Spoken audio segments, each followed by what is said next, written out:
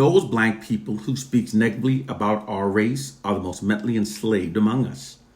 Within this presentation, I will demonstrate that while publicly denigrating and marginalizing the image of black people, that the ruling elites secretly and privately envies black people. Naturally, the statement may sound outrageous to the majority of the white masses that makes up the blind sheep population, because everything that the white masses currently believes about black people are negative. When critically thinking, can't you see just how cartoonishly unrealistic this scenario actually is? It's by deliberate design.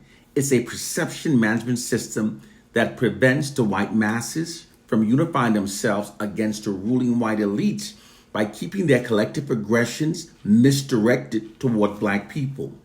It's exactly as President Lyndon B. Johnson said when he said, if you can convince the lowest white man that he's better than the best colored man, he won't notice you picking his pocket. Hell, give him someone to look down upon and he'll empty his pockets for you. The popular perceptions held by society are always the deliberate result of the narratives and media images that are repetitively fed into a society. Black people's media images and narratives are being perpetually negatively distorted by the white ruling elites. And they keep the white masses' perception about black people extremely negative. The white government even legislates based upon the same racism. Case, point, and proof. When the white government created the crack epidemic that decimated the black communities, they then created propaganda denigrating the image of black people and created laws criminalizing those black victims. However, when the opioid epidemic hit, the white government created sympathetic propaganda and created laws decriminalizing them and created laws to help those victims. Clearly, the image of black people is being deliberately denigrated by the ruling white elites. It's a perception management system. Perception management is a propaganda technique that involves altering the public's perception of reality to suit the objective of the ruling class. Because of this perception management system, the white masses are therefore totally clueless of the many positive facts about black people that are deliberately being withheld from them by the white ruling elites. Moreover, they're unaware that most of the information that they've been taught have been whitewashed. They also don't know that their collective self-image and collective self-esteem have been falsely bolstered at the expense of those of black people.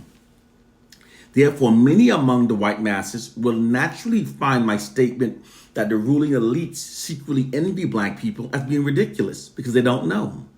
However, the white ruling class has access to the true hidden narratives about black people. It's those hidden narratives that causes the ruling elites to fear black people and to envy black people. Now, if you don't understand the hidden social science tactics that are being secretly deployed behind the scenes for maintaining white social dominance, everything that you think you know will confuse you. What you currently believe has been falsely scripted by the white ruling elites. And in doing so, they've literally whitewashed the perception of reality. The following are true facts that are being deliberately withheld from the public in order to maintain false public perceptions that are necessary for maintaining white social dominance. The true hidden facts and reality are that the U.S. largest recipients of welfare, largest benefactors of affirmative action, and the group that commits most violent crimes are in fact Caucasians. Throughout history, Caucasians have killed more innocent people than any other racial group. Their subjugation, murder, and exploitation of all other races are unparalleled. Throughout history, the Caucasians have demonstrated an almost total disregard for the human lives of non-whites. All other races have been their enemies and their victims.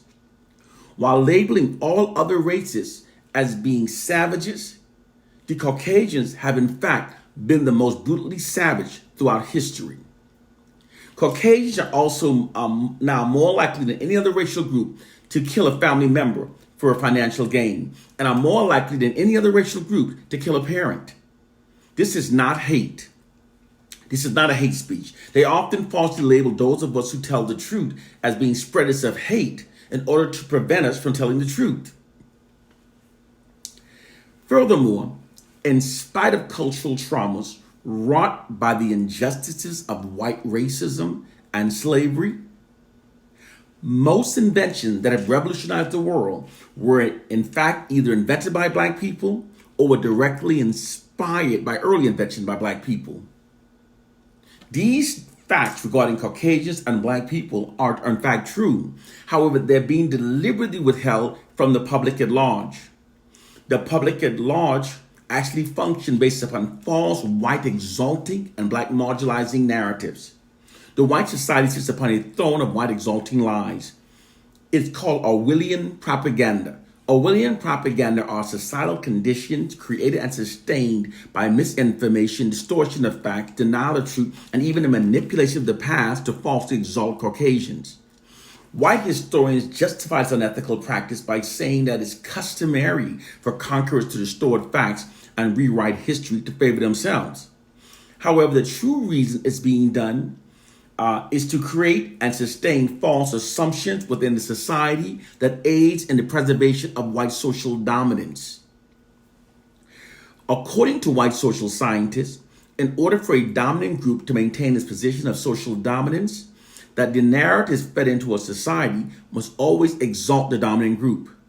This endorses the dominant group's position of social dominance. Feeding negative narratives into a society about a dominant group undermines their position of dominance. It undermines their social capital also. This Orwellian propaganda campaign prevents the erosion of white dominance from happening. The second reason why this Orwellian propaganda campaign is being deployed is because white social scientists also theorizes that a people's future is predestined by the history they're taught to believe about themselves. According to their theory, an inspiring history is required to achieve an inspiring future because people references their future capabilities based upon their past achievements. More specifically, people references those past positive information about a particular group to acquire a positive self-image and confidence that inspires their future. In a sense, the past can be treated essentially as a set of conditions that justify or encourage future goals. People function based upon what they're taught to believe about their group. Because the true facts of history about Caucasian does not inspire their group, nor does it provide them a platform that endorses their position of dominance, they've whitewashed history to do so. Everything we've been taught has been whitewashed to meet those objectives. It makes Caucasians appear more significant and more relevant throughout history than they truly in fact were, thus inspiring their future aspiration. This is what social science means when they say those who writes the history controls the future. According to Orwellian propagandists, truth is not important. What's only important is what's perceived as being true for controlling a people and for steering a society towards an implied objective. Because people function based upon their perception of what's true rather than what actually is true. Therefore, the white society had distorted many historical facts and have given themselves a historical platform that endorses their position of dominance and that inspires their future aspirations. It's a social science. These Orwellian propaganda campaigns are the true reason why the white society falsely depicts Africa's ancient Egypt as ridiculously as being Europeans. For although Egypt is geographically located in Africa, and although hair sampling testings, melanin skin testings, bone density testings, DNA genetic testings, and although radiocarbon dating testings have scientifically proven that the ancient kingdom was built by Africans thousands of years long before the first Arabs and Europeans arrived there during the 7th century, the white society nonetheless ignores all of these scientific evidence, proving that Africa's ancient Egyptians were Africans, and falsely depicts them as being Europeans. This is because white historians deliberately remove their racial group from their cave-dwelling Neanderthal ancestors and falsely attached and placed them onto the thrones of Africa's ancient Egypt, thus making their racial group appear more relevant and more significant throughout history than they truly in fact were. As I said, I know it's redundant, but doing so provides them a false version of history that endorses their position of dominance and that inspires their people's future aspirations. You have to learn social science to understand what's happening. They then impose that false whitewashed version of history that benefits themselves upon society as being facts. Here are more examples of the practice. The white society miseducates us by teaching us that the father of medicine was a Greek named Hippocrates. However, the true father of medicine was an African named Imhotep. Imhotep was practicing medicine and writing on the subject for more than 2,000 years, long before Hippocrates, the so-called father of medicine, was even born. He's the author of the Egyptian medical text written on papyrus, which contains almost 100 terms and describes 48 injuries and their treatment. The white society also miseducates us by teaching us that the world's first scholars were the Greeks. They teach us that the Greeks invented writing, medicine, philosophy, and civilized the world. But the truth is that the Greeks openly admitted that their knowledge originated from Africa. When Socrates wrote in his studies in the book Bucyrus, he said, "I studied philosophy and medicine in Africa." All of Greece's first scholars were educated by Africans. The world's first scholars were in fact Africans. Africans introduced science, writing, math, and philosophy to the world. The world's oldest university, library, manuscript, encyclopedia, human prosthetic, mathematical tools, medical journals are all located in Africa. The world's oldest standing kingdom is in Africa. Africans are the first to build in stone and to smelt metal. History's largest wall ever built is not the Great Wall of China. It's actually the Great Wall of Benin, located in Africa's Nigeria. Africans invented the wheel, paper, the calendar, the concept of 24 hours in a day, the clock, haircuts, the 365-day calendar, leap year, organized labor, surgical instruments, cosmetic, the plow, the wheel, black ink, ink pens, shoes, high-heeled shoes, condoms, hair wigs, hair dyes, hair extension, the comb, the afro pick, makeup, a hairbrush, keys, hair comb, levers, vases, Bretmans, the chisel, toothpaste, door locks, shaving, writing, astronomy, medicine, the solar calendar, mathematics, paved roads. And before the Europeans invented Africa, it was Africans that civilized Europe. African, when we call ourselves Moors, civilized Europe. Africans introduced shaving, the use of toothpaste, perfume, fragrance oil, deodorants, and even introduced the daily bath to Europeans. Queen Isabella of Spain bragged that she bathed only twice in her lifetime. Queen Elizabeth I claimed that she was the cleanest woman of all of Europe for bathing once a year.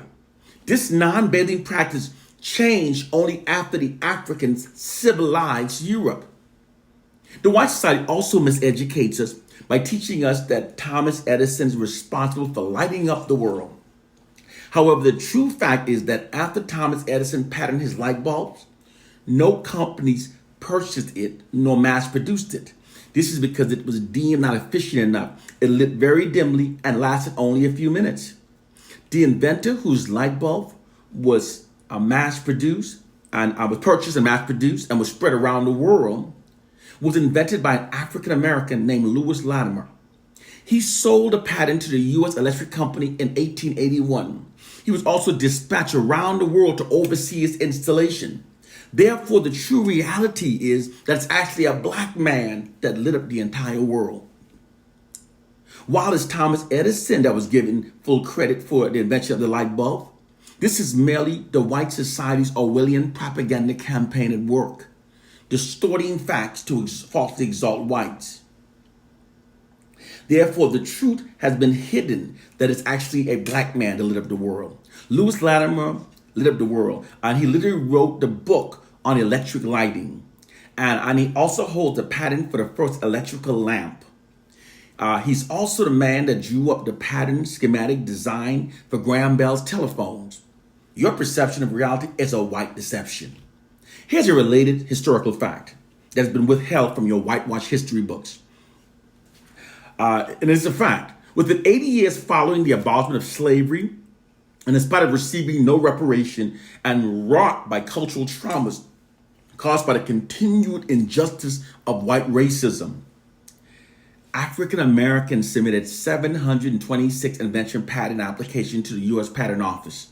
This isn't only extraordinary under these circumstances and so closely following slavery, but it also more than doubled the number of patents submitted by the white society during the same period.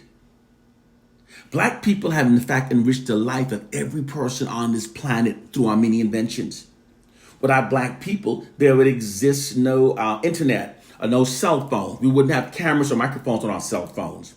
There would be no emails. We wouldn't have GPS. We wouldn't have hearing aids, no touch-tone phones, no caller ID, no home surveillance security system, no cataract laser removals, no touch-tone phones, no motorized vehicles, no steam engines, no traffic lights, no working light bulbs, no elevators, therefore no skyscrapers, no air conditioning. We wouldn't have the modern PC. We wouldn't have 3D movies. We wouldn't have central heating. We wouldn't have refrigerators. There'd be no helicopters, no washing machine, no lawnmowers, no dryers, no refrigerated trucks, no blood banks, no fiber optics, no nanotechnology. We wouldn't have the accurate weather forecasting system. There'd be no female sanitary pads, no bathroom tissue holders, no pencil sharpeners, etc., etc. White propagandists have concealed the fact that most inventions that revolutionized the world are either invented by Black people or were directly inspired by Black people by hitting these facts through their propaganda campaigns. The hidden truth is that white people invented the patent office and have used it to steal the intellectual property rights from Black people. In order for Black inventors to get their inventions mass produced, they have to go before white companies. These white companies acquires the right to these inventions and then places white faces in front of the technology.